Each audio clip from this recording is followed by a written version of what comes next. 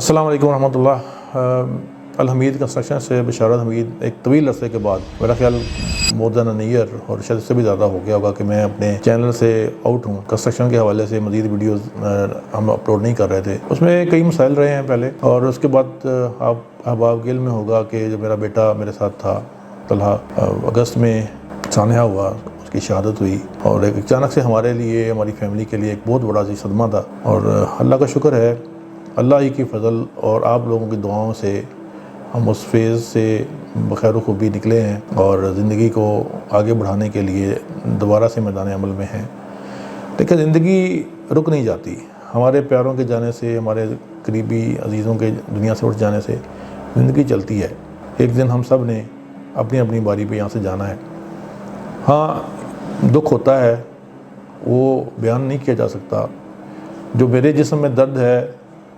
وہ میں ہی فیل کر سکتا ہوں،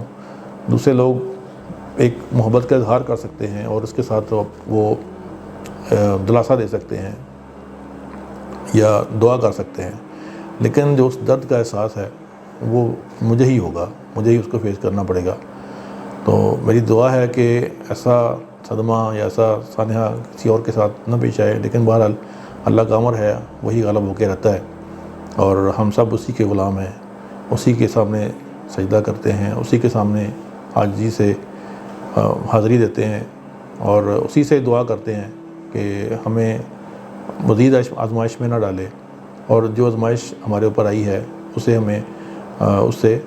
بخیر و خوبی عہدہ برا ہونے کی ہمت اور توفیق دے۔ سچی بات یہ ہے کہ ہم دیکھتے ہیں معاشرے میں بہت سارے احباب جن کے ساتھ اس طرح کا کوئی سانحہ پیش آتا ہے تو وہ زندگی سے مایوس ہو جاتے ہیں اور ہمت ہار دیتے ہیں، بیٹھ جاتے ہیں، لیکن اللہ کی توفیق سے مجھے اللہ نے یہ تھوڑی سوچ دی کہ ایک اب انسیڈنٹ ہو گیا، اب زندگی کو یہاں پہ روکنا ہے یا آگے چلنا ہے، یہ ہمارا فیصلہ ہے، ہم نے اس وقت کیا کرنا ہے۔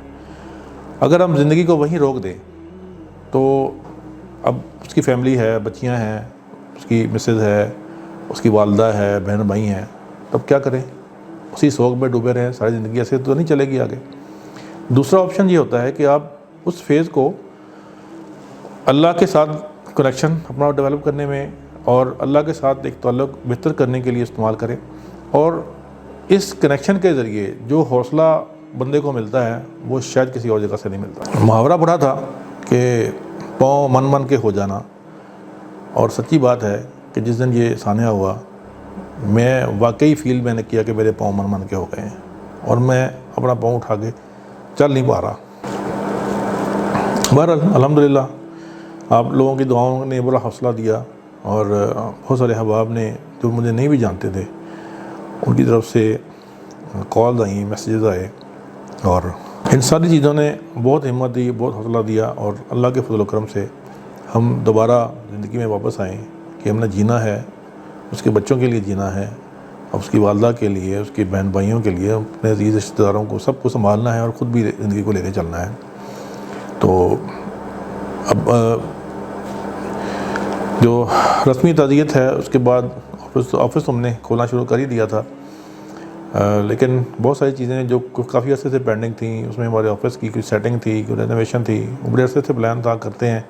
لیکن بس ایسے سستی کا شکار رہا۔ تو ابھی وہ دوبارہ سے ہم نے اس کو سارا ری ڈیزائن کیا آفس کو، اور اس میں نیا لوگو اور نئی پہچان اس کے ساتھ دوبارہ سے میدان عمل میں ہے۔ اور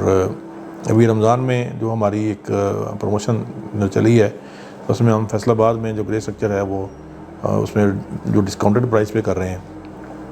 اور ابھی فی الحال وہ عید کے بعد بھی کنٹینیو ہے، اور دیکھتے ہیں کہ وہ کب تک اس کو چلانا ہے۔ باقی شہروں میں بھی جہاں پہ ہم کام کر رہے ہیں ہم نے کافی ڈسکاؤنٹ اس میں اناؤنس کیے ہیں، تو امید ہے کہ آپ لوگ جس طرح پہلے ہم پہ ٹرسٹ کرتے رہیں، آئندہ بھی اسی طرح ہمارے ساتھ پیار محبت کے ساتھ اور اعتماد کے ساتھ چلیں گے، اور انشاءاللہ جو چینل ہے اس پہ ویڈیوز کا سلسلہ کنسٹرکشن کے حوالے سے وہ اب گاہے آتا رہے گا، اور ہم نئی اپڈیٹس کے ساتھ دوبارہ آپ کی خدمت میں حاضر ہوں گے۔ بہت شکریہ۔